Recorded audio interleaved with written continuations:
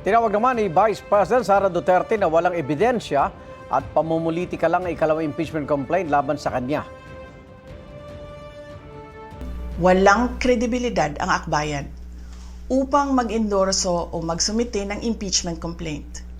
Ilang ulit ng hayagang ipinahayag ng kanilang pinuno ang kanyang intensyong tumakbo sa pagkapangulo. Isang malinaw na indikasyon ng pampulitikang motibo sa likod ng kanilang mga hakbang.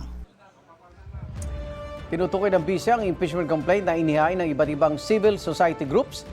Inendorso ito ni Akbayang Party List Representative Percy Sandanya at ML Party List Representative Laila De Lima. Sabi pa ng BISE, isang uri ng harassment at pang-aabuso sa proseso ng impeachment ang ginawa ng grupong Akbayan.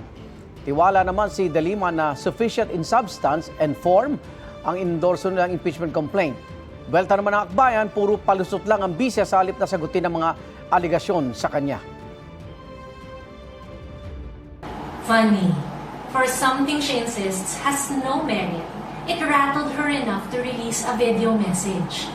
Not to answer the serious charges, pero para atakihin ang Akbayan at ang aming senadorang si Risa Ontiveros. Tama na ang palusot, Madam Sara. Stop panicking and prepare to be impeached.